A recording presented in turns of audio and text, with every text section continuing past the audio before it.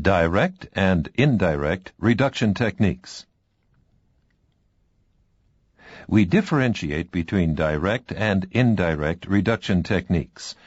With the direct technique, the fracture is exposed. The reduction instruments remain visible when inserted into or near the fracture zone, and the result of the reduction can be examined visually.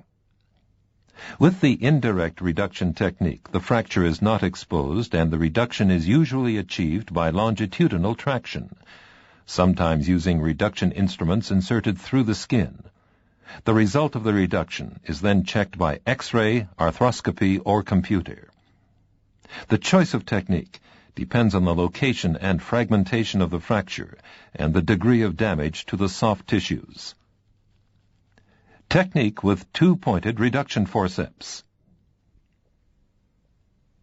The main fragments are each held with one reduction forceps. Use of two reduction forceps allows reduction in all 6 degrees of freedom of the fragment dislocation, extension contraction, add lattice displacement in 2 perpendicular planes, add axum angulation in 2 planes, and rotation around the longitudinal shaft axis. Thanks to the pointed reduction forceps, the devascularization of the cortex is only punctiform and therefore insignificant. Technique with one pointed reduction forceps. With a simple oblique shaft fracture, the proximal and the distal main fragments can each be grasped by one jaw of the reduction forceps. Tilting the forceps results in the desired extension and the reduction of the ad lattice dislocation. Technique with one retractor. The tip of the 8 mm retractor is moved along one of the main fragments towards the fracture and inserted into the fracture site. The retractor is then turned 180 degrees so that its tip is inserted into the medullary cavity. The desired extension and subsequent reduction are then achieved by tilting the retractor. Technique plate. With a screw, the plate is loosely fixed to the main fragment, which forms an obtuse angle with the plate. The other main fragment is reduced approximately by traction.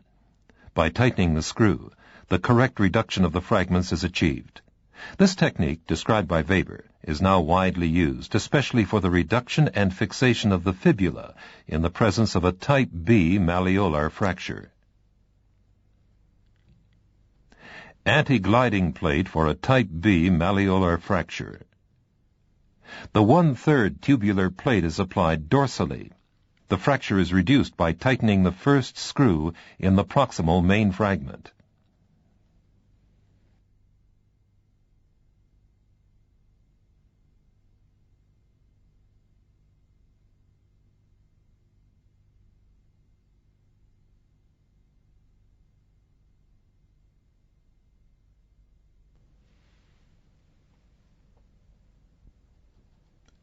Technique with eccentric screws. If a fracture gap should remain after the approximate reduction of a simple shaft fracture, it can be reduced by means of eccentrically inserted screws. This technique only allows manipulation coaxial to the longitudinal axis of the plate or the bone. The maximum reduction distance is limited to 4 millimeters. In cases where larger reductions are necessary, we recommend using either a tension device or the pull technique with the bone-holding forceps.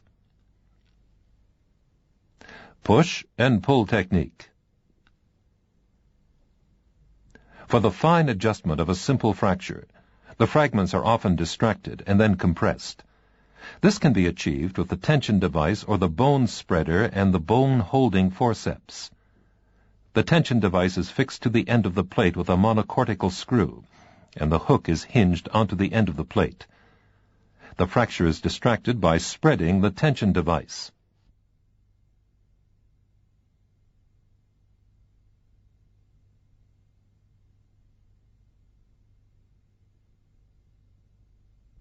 After turning the device and inserting the hook in the last plate hole, contraction or compression can be achieved at the level of the fracture.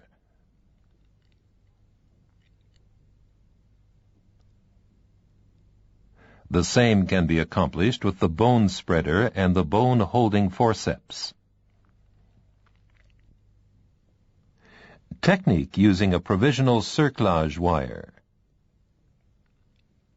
With a very unstable fracture configuration, it is useful to obtain a provisional hold using the cerclage wire technique.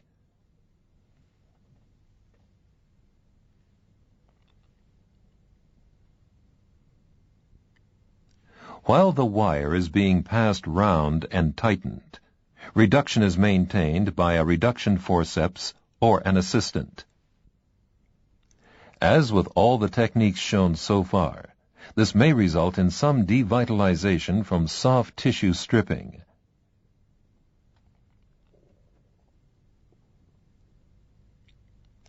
Multifragmental fracture of the distal femur.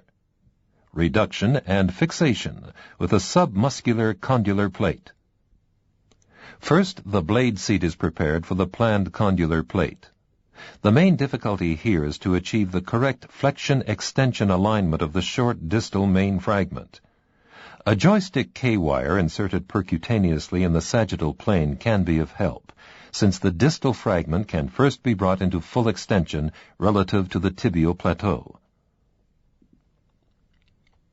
If retractors are inserted as far as the medial side of the comminution zone, the surgeon may obtain a better overall view of the site, but this will critically disturb and destroy the remaining vascularity of the comminuted fragments.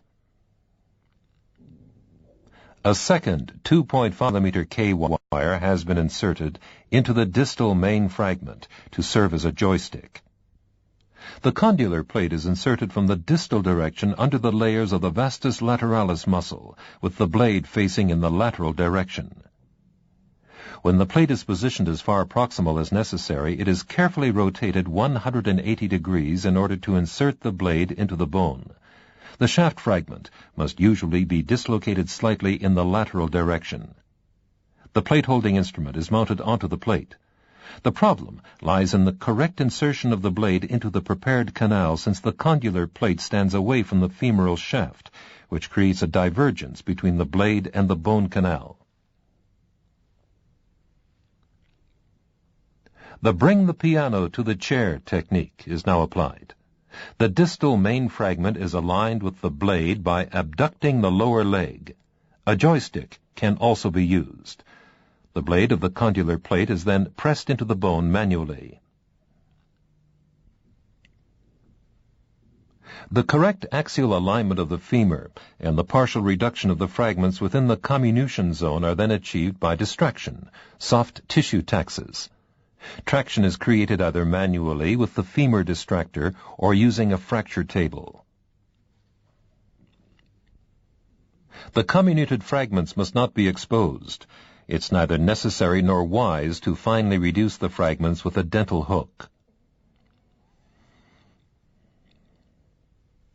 The fracture has been correctly reduced in both the frontal and sagittal planes. The vascularity of the comminuted fragments has only been marginally damaged by the surgical procedure. A rapid bridging of the comminution zone with callus can be expected. Fracture of the distal radius. Reduction according to Capandi. A K-wire is inserted under image intensifier control into the fracture site on the dorsal side of the radius. The fracture is reduced by simultaneously drilling and tilting the wire in the distal direction.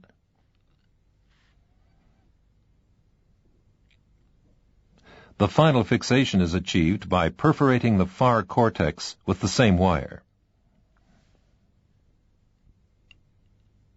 Fracture of the distal radius, joystick reduction and fixation with a radial-radial external fixator. A 2.5 mm threaded K-wire is inserted into the tuberculum listeri in the sagittal plane, and a second K-wire is inserted into the styloid process of the radius in the frontal plane. The wires serve as joysticks for the reduction of the fracture in both main planes. The flexion-extension alignment and the correct radio-ulnar alignment of the fracture are easily attainable. After reduction, these two K-wires are combined with two additional threaded K-wires inserted into the proximal main fragment to form a radial-radial external fixator.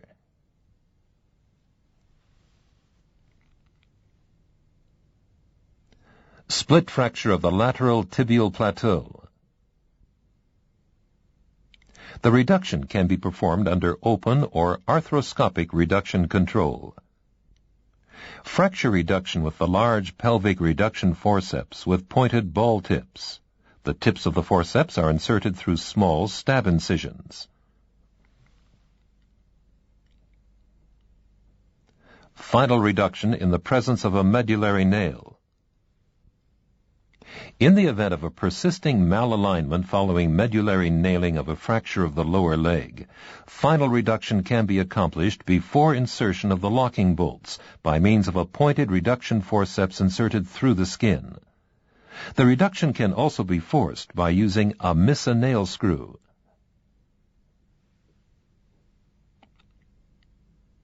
By inserting a miss-a-nail screw, the bone and the screw are both more or less pushed away from the nail, which is tightly anchored in the proximal main fragment.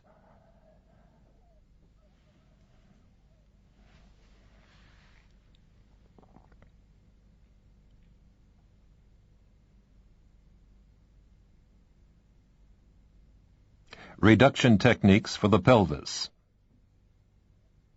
Reduction in the presence of a rupture of the symphysis. In the presence of a rupture of the symphysis with a malalignment of the external rotation of one hemipelvis, reduction can be achieved with a pointed reduction forceps. The tips of the forceps are inserted into either the ischiopubic foramen or the bone of the pubic body. Compression of the symphysis and fine adjustment to a dislocation in the cranial or posterior direction are possible.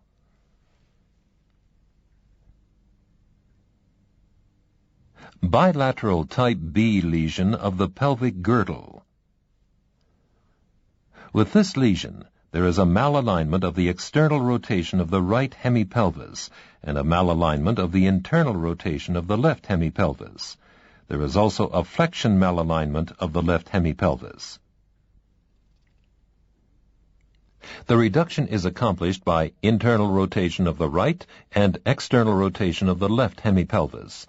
This results in the correct derotation of the sacrum. In practice, force is applied in the posterior direction on the right side of the symphysial region, and on the left side, force is applied in the anterior direction. We recommend buttressing the pubic body posteriorly with a reconstruction plate on the side to which the traction force is applied. In this way, the screw securing the reduction forceps is prevented from being pulled out. On the right side, we push in the posterior direction. On the left, we pull in the ventral direction, which causes derotation of the sacrum and subsequently results in the correct alignment of the two hemipelvis. This method was described by Joel Mata. The use of the pelvic reduction forceps allows reduction maneuvers involving flexion, extension, and external and internal rotation of the hemipelvis.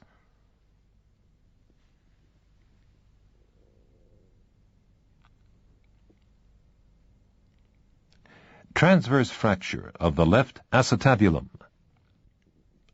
This is a juxtaposial transverse fracture of the left acetabulum, viewed at an angle from the posterior direction.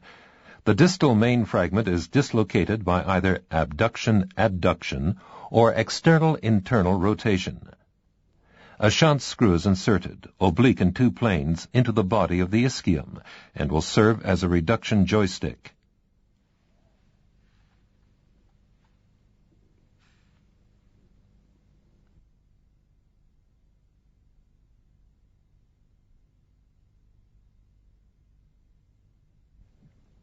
The reduction may also be achieved with a pelvic reduction forceps secured to the bone with 4.5 mm screws, close to the greater ischiatic foramen.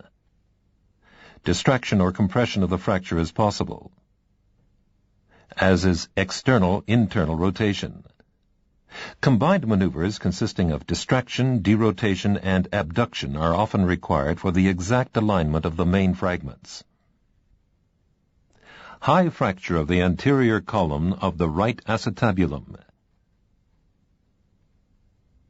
Dislocation in the region of the iliac crest with the main fragments piled on top of each other, like roof tiles.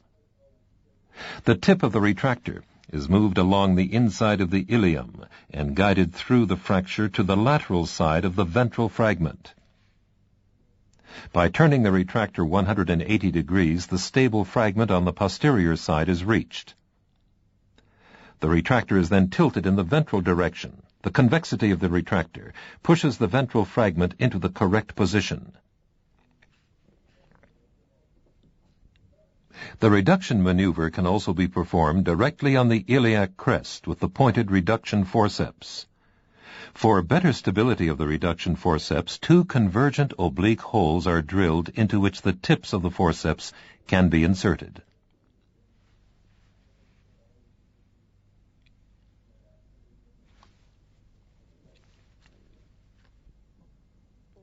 The same procedure can be performed with the pelvic reduction forceps and two 3.5 mm screws. The screw heads are grasped with the forceps, and the reduction is created by compressing the fragments and moving them from side to side.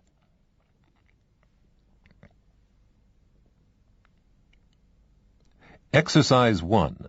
Reduction of a comminuted fracture of the ulna. In a complex forearm fracture, the mandatory anatomical reduction may be difficult without risk to vascularity. Distraction is achieved by fixing on the proximal fragment an LC-DCP of pre-planned length, 12 holes in this instance, and placing a screw in the distal ulna about a centimeter beyond the plate. The surgeon uses a spreader to produce distraction and indirect reduction of the fragments under the plate, which now bridges the fracture.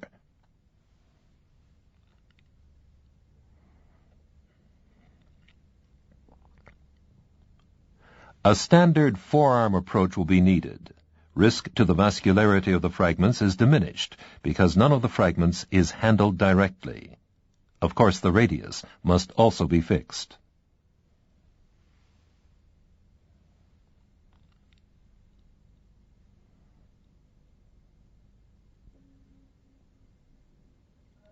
Exercise 2. Reduction of a fracture of the distal femur. A comminuted distal femur fracture may be reduced with an angled blade plate. In such a case, one only needs to correctly place the seating chisel in the reduced articular fragment. A 95-degree angled blade plate can be used as a tool for reduction, as well as to give optimal mechanical fixation. The plate is then fixed in the proximal fragment by the bone-holding forceps.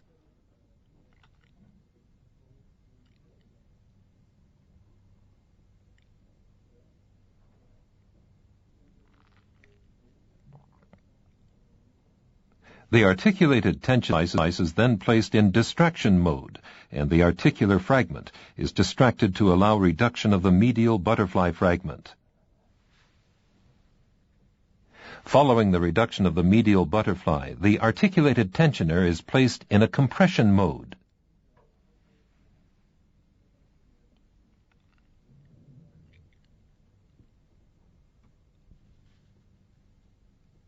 With the butterfly held with a large pointed reduction forceps, the plate is tensioned. Rotation is controlled with a large standard reduction forceps. Tension is applied to the plate.